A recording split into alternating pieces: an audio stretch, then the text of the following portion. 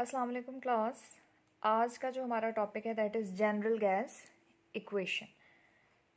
अब जब हमने इससे पहले बॉयल्स लॉ और चार्ल्स लॉ स्टडी किए हैं, बॉयल्स लॉ और चार्ल्स लॉ में हमने कुछ वेरिएबल्स जो थे वो कांस्टेंट रखे थे during the changes produced in the gases. Now according to Boyle's law,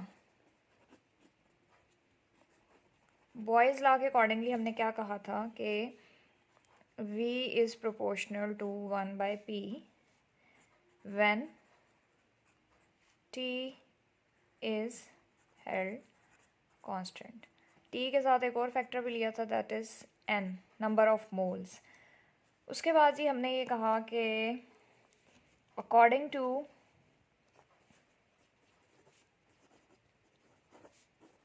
Charles law, Charles law क्या कहता है? चार्ल्स लॉ ये कहता है जी कि वॉल्यूम जो होता है ना उसका डायरेक्ट रिलेशनशिप है टेम्परेचर के साथ। दो फैक्टर्स ये ले लिए तो बाकी क्या बचता है? N and P they are kept constant. उसके बाद जी हम ये कहते हैं कि एक और लॉ भी है हमारे पास जिसे हम कहते हैं Avogadro's law. According two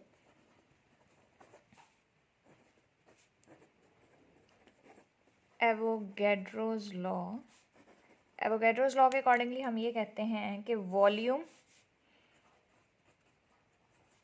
of given gas at constant T and P is directly proportional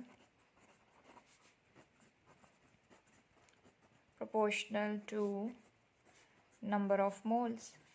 यानी इसे अगर हम मैथमेटिकली एक्सप्रेस करना चाहें तो V is proportional to N। यहाँ पे आप क्या लिख दोगे कि P and T are kept constant. अब ये तीन लॉज जो है ना वो हमने देख लिए। First Boyle's law, second Charles law, third Avogadro's law.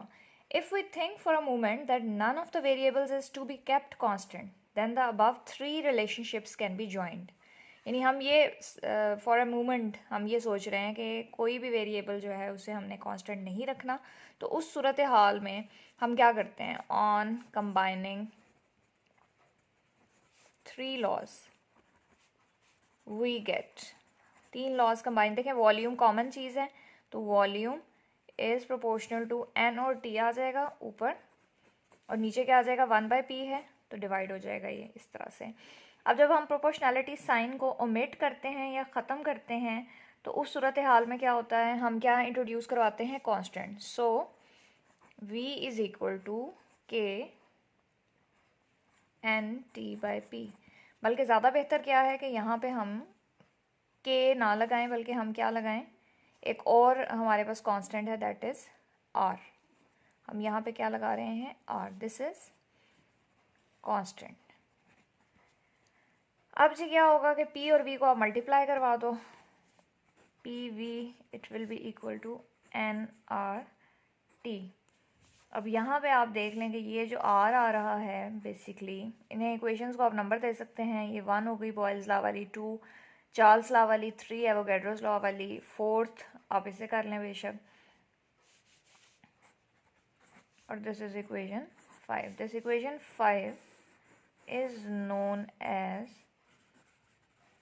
General gas equation. अगर हम R की वैल्यू सेपरेट करना चाहते हैं तो क्या हो जाएगा? स्टूडेंट्स R को इसी साइड पे रहने दें, P V over N T।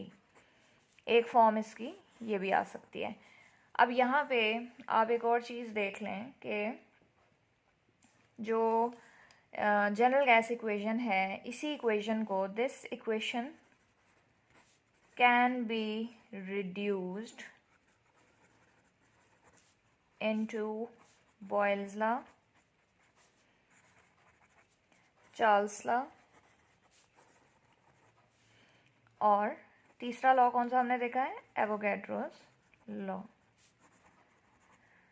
तो देख लें, हम स्टार्ट लेते हैं P V is equal to N R T से, और यहाँ पे हम क्या कह रहे हैं कि बॉयल्स लॉ में अगर इसे हम रिड्यूस करना चाहते हैं तो हम कहेंगे कि G when T and N are constant, T और एन को हम कांस्टेंट ले लेते हैं, टी और एन, पीछे क्या रह जाएगा, P V is equal to K. तो ये बॉयल्स लॉ है।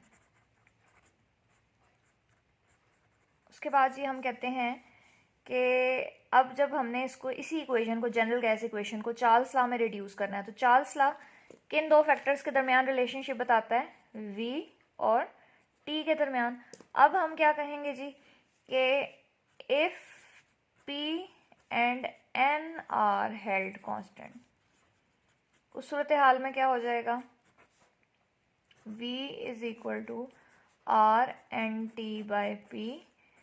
तो हमने कह दिया जी p और n कांस्टेंट है, तो ये इक्वेशन क्या रिड्यूस हो जाएगी किस फॉर्म में, v इज इक्वल टू के टी।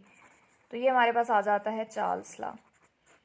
उसके बाद जी थर्ड फॉर्म हम बनाना चाह रहे हैं, वो भी हम इसी रिलेशनशिप से बना सकते हैं, एन टी बाई पी। यहाँ पे हम ये कहते हैं थर्ड फॉर्म बनाने के लिए कि अगर p और t जो हैं दे आर कांस्टेंट, तो उस सूरत हाल में क्या होगा, आपके पास पीछे क्या रह जाता है, v और n। तो v जो है वो किसके इक्वल आ गया, के एन के। So this is Avogadro's law. अब यहाँ पे आप देखें एक और चीज़ हम डिस्कस कर रहे हैं कि for 1 mole of a gas, अगर हम लिखना चाहते हैं general gas equation, general gas equation is P V is equal to R T. क्यों, क्योंकि n जो है, n की जगह हमने क्या पुट कर दिया है, 1।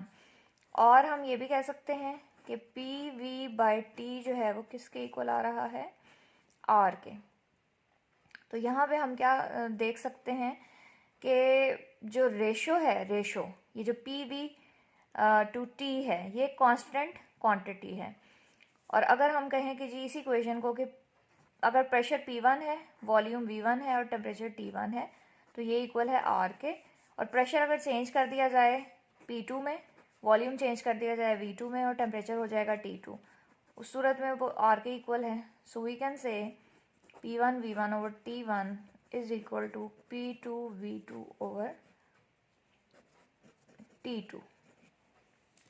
तो ये एक और फॉर्म आ गई हमारे पास। तो स्टूडेंट्स, इस टॉपिक में हमने जनरल गैस इक्वेशन डिराइव की है। जनरल गैस इक्वेशन को हमने कन्वर्ट किया है, अगेन रिड्यूस किया है बॉयल्स लॉ में, चार्ल्स लॉ में और एवोगैड्रोस लॉ में। तो ये टॉपिक आपका यहीं पे एंड होता है।